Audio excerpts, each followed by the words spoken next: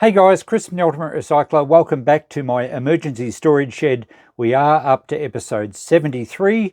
Last week we looked at that Marantz CD player and I took a bit of extra footage because we were going to do the PC directly under it. This week we're going to do that PC.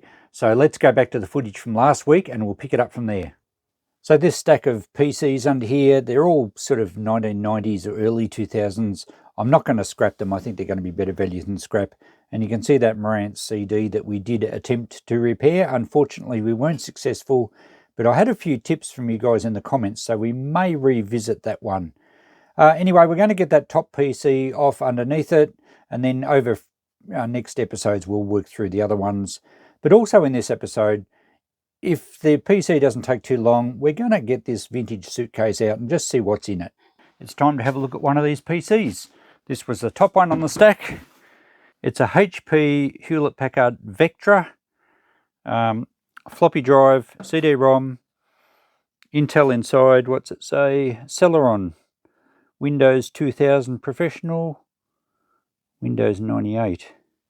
All right, let's have a look and see what's inside it. Now, I don't think this was one that Bob was interested in, but it's the top of the pile, so we have to deal with it. All right, what's inside? Oh, not much, actually. Motherboard, power supply, the floppy drive and the CD-ROM, and it looks like, oh, that's the hard drive.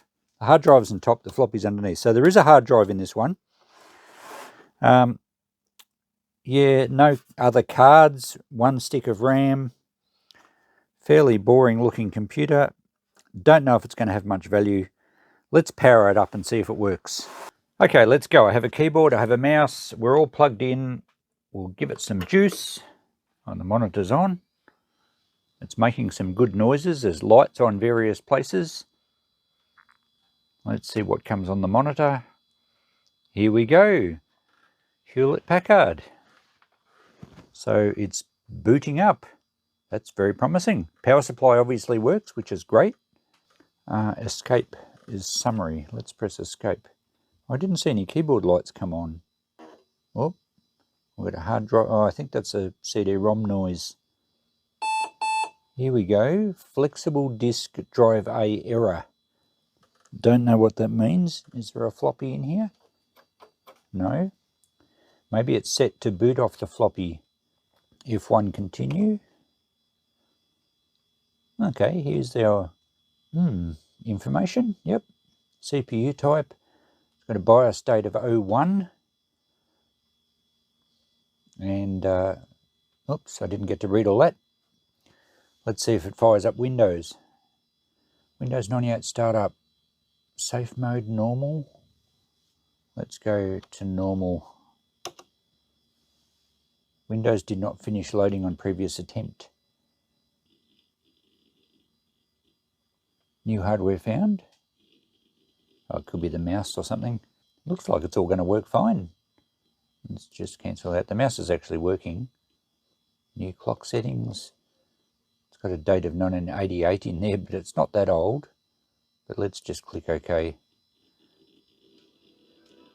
Ah, there we go.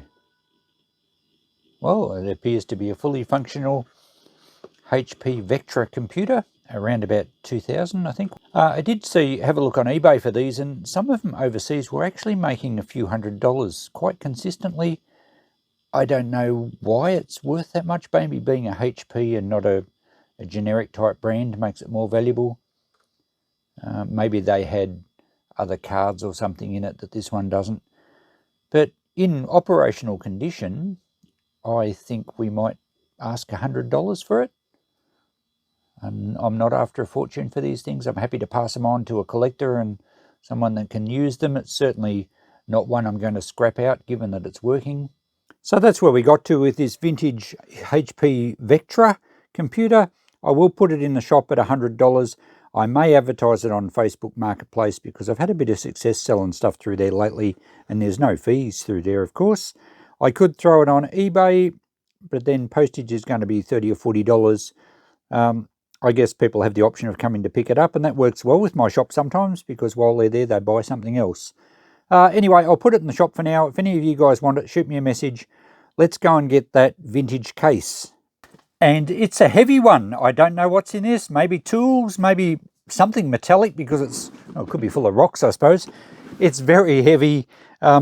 It's quite weathered, quite dirty, but let's open it together and see what's in there. Is this going to fill up the rest of our video time, or will it be a pile of broken bricks and we throw it out and we go and find something else? I doubt I would have stored broken bricks. Let's have a look. Okay, tools, shed stuff. This is going to take us a while, and there could be some pretty cool stuff in here, including some solid wheels. They could be handy in the workshop. Spanners, sockets, some quite vintage stuff. All right, let's get to unpacking and see what value we can find. Well, the wheels may as well serve a purpose. They can hold the lid open as we go through it. Here we have an old 1/2-inch drive ratchet. I think it is a Sid Chrome one. It's got a brand on it, SA708 or something. I think it's an Australian made one. Looks very worn. Yeah, it's quite worn in the head there. Early Sid Chrome stuff can bring pretty good money. I will check that, but given its condition, it's probably not going to be worth very much. I think you can put new ratchets in them.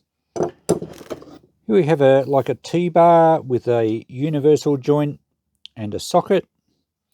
And that is, how much work has that done? That's very worn. That's what my joints are like, I think, after nearly 60 years of sport and work. But they're still holding together. So that will probably have a brand on it, but I don't see a lot of value in that one. There is a brand here.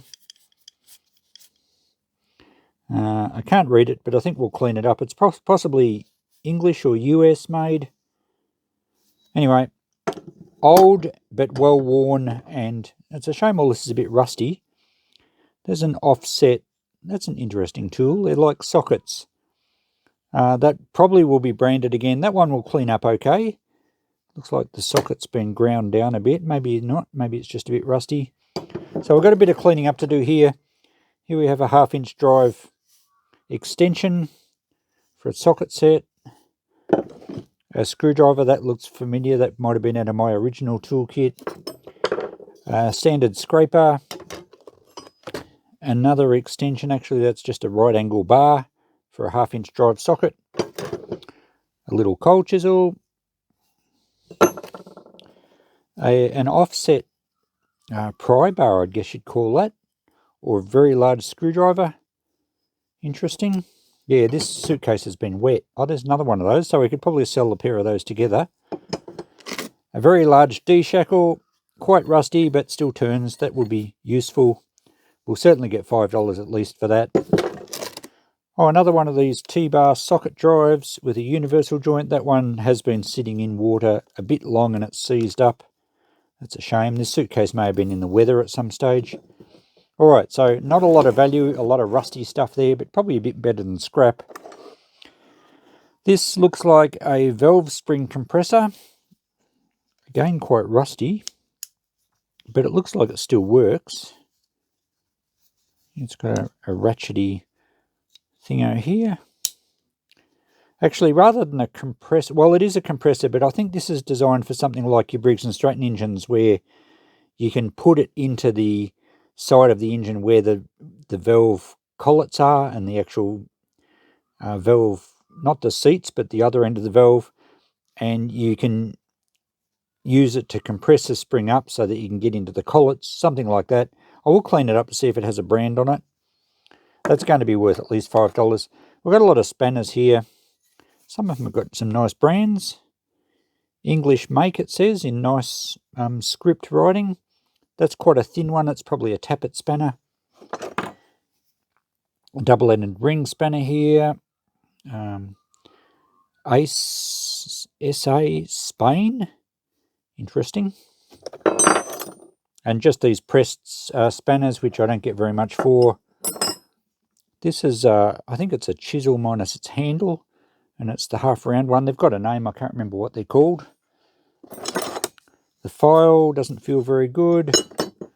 Some side cutters might still be okay. The blades look alright. Can't see any chips out of them, just a bit of a cleanup required. Some short tin snips. Yeah, this stuff has not been in the best environmental conditions. Nubo, possibly a German brand. Chainsaw file. Oh, there's a whole heap of files in here. Some of those will probably be okay. A large ring spanner, a Sidchrome one, 916 Whitworth, and a 1/2 inch Whitworth. Well, that one should sell. Being Whitworth, probably, well, I might even hang on to that one because I'm trying to get together a good collection of Whitworth Sidchrome spanners. That's a good large size, but it's probably a $10 spanner. All right, we have some more lever type bars and podges, I think they call them, although they're normally the rounded ones. Some of these could have been out of a gear puller. Another Sidchrome spanner, a 19 and 17 mil open ender, a very rusty file, some feeler gauges for checking your tappet clearances. That's a bit rusty, but I think they'll probably free up okay. More tin snips, and some more ring spanners down the bottom here. What's the brand on that one? I can't read it. More tin snips, more files, more of these levering thingos. That's quite a nice one. That'd be handy, I think. I'll keep a couple of those in a box here. Triangle file, little pressed metal spanner, and Hinsdale or something. Oh, here's a nicer, oh, it's rusty again, but it's a 1/2 inch drive ratchet. That one feels pretty good actually, it just needs a good cleanup. It's Japanese brand, that one. A rasp. And another 1/2 inch drive, not a ratchet this time, just a solid bar. That's a Sidchrome one. That one might be a good one to keep with my sockets. I'll clean that up. A big open ender, Sidchrome. Don't need to keep that one, I don't think. And that one's a nut. Geez, that's been a bit abused. It's got a bend in it. I think these have been well used. Here we have a threading die. Very rusty again. An Allen key. A few more files. That's a very thin file. It's probably a tappet file. A short extension. Another Allen key. And that's it. What's it say? Oh, something else. Oh, another Allen key. And it says Lindemann Special Cream Sherry.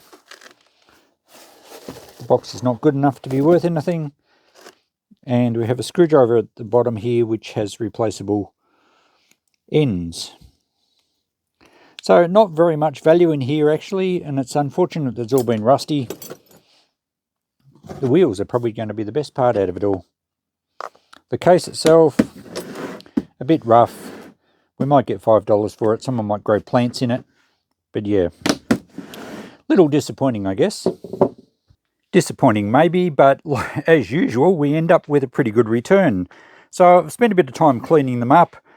Some of them I just gave a scrub in soapy water with some steel wool. A few of the others I put on the wire wheel just to buff some of the rust off. Some of them I didn't clean up at all, or just couldn't be bothered, or just did some basic cleaning. So what we've got, let's run through them. Well, I freed the other end of the little socket up on the one of these that was seized. They're quite old actually. This is, what's it say? T-Flex. And it's Walden Worcester, I think it is. But it's a US made thing. It could have been part of a car kit, or maybe there was a whole set of them. I'm not sure, but I'm going to put $10 on the pair. I think they're pretty cool. These extensions, I didn't clean up very much. I'm just going to put, I think I'll put $10 on the 3. They're pretty good quality ones. And just because they've got a bit of surface rust doesn't mean they don't work. $5 on the D-shackle. I cleaned up this Sidchrome ratchet. It is very worn in the end, as you saw, so I think I'm only going to put $5 on that. The Kinchrome one's much better. It's lost a little bit of plating, but I'll put 10 on that. These pliers were Swedish. They're actually Lindstrom pliers, or side cutters, I should say. And the blade's pretty good on them. So I'm going to put $10 on those. This was a tappet spanner. It actually says it on there. So we'll go 5 on that one. These two are interesting. We'll get back to those in a minute. It did say Hinsdale. I think that's what I said on this little spanner. It could be something like a magneto spanner. And I think that was German made. So we'll go 5 on that. These spanners are better than the $1 box, but they're not worth a great deal. I might put 5 on the big Sig Chrome open ender, but I've just allowed 15 for that group. And that's all I'm going to sell. Well, I'm going to sell all this stuff too, but just in the $1 box. All the files, not really any good ones in there, and they're all quite rusty. The tin snips I just could not be bothered cleaning. The feeler gauges were pretty rough. I did clean them up okay, but a lot of them are bent and one of them's torn off. So just in the dollar box with all that stuff. I'm keeping this stuff here. The wheels will be handy. These little lever things are very handy for getting bearings off shafts and seals out of housings. They're usually very good quality steel and much better to lever with something like that than an old screwdriver. So I'll keep those here. This valve spring compressor is for a side valve engine, as I suggested. It's made by Bridgeport in the USA. Bridgeport, Connecticut, I think it is. And it's the number 24 side valve engine valve spring compressor, and that will be very handy on small engines that I might do here. So good little tool there. Seems to work well. I'd probably ask $20 for that, but I'm going to keep it. The thread cutting die is a P&N, Australian made one, if you can see the writing there. I think P&N stands for Patience and Nichols or something. Renowned good quality stuff, and that's a 3/8 Whitworth thread, which is not a thread most people use these days, but on old engines that's actually especially English made stuff. That's going to be a handy die, so I'll keep that one. The little mini Sig Chrome breaker bar will be handy in my Sig Chrome toolkit, and as with the large Whitworth spanner, I suggested I was going to keep that. They're probably at least $10 each if I wanted to sell them, but I'm keeping all that stuff, including the wheels. Now back to these things here. Well, I buffed them up because I noticed that one of them had, and it turns out both of them have, a Department of Defense symbol. Let's get a focus. There we go, the D, broad arrow D. I don't think there we go, that's a bit of focus. I don't know what they're for. They look like a large offset screwdriver. Perhaps they were specifically made for working on army equipment. I don't know. Put a comment in below if you know what they're for. I'm going to ask $10 each for them. I couldn't find anything online to give me any sort of idea. They're in excellent condition. The blades, assuming they're like a screwdriver blade, are in very good order. So there we go. I'll go $10 each on those. Really just fishing in the dark, but we'll see how we go. And that brings us back to the notepad, including the $100 for the computer, if we can get that. I've just priced things out, as I've mentioned, $195 without including any of the $1 stuff. So not too bad. $95 out of a box of what we thought was rusty tools, only marginally above scrap metal value. Well, I'm going to get some good stuff to keep. In fact, there's probably at least $50 worth there that I'm keeping. Almost $100. In fact, we can safely say $100 when you include some $1 stuff. So it's worth cleaning them up, and it was worth opening that little suitcase. Now, I should mention with this computer that I have taken the hard drive out of it. I do that with all the computers that I take for scrap metal. It's a promise I make to the people that drop stuff off. So the computer is available, but there's no hard drive in it. And I never quite worked out what the go was with the floppy drive. I'm not sure if it's working or not. But as you saw, the computer does boot up, so the power supply is good. The motherboard seems to be okay. We'll see how we go with $100. Flying blind again, but I've had success lately. So thanks for watching, guys. Another episode finished of the emergency storage shed clean out series. We're getting through it. We'll continue to forge ahead. There'll be more computers. There'll be more boxes of tools. There'll be more stuff. I have no idea where it came from or even if I've ever seen it before. So keep following the journey. We'll catch you in the next one. Bye for now.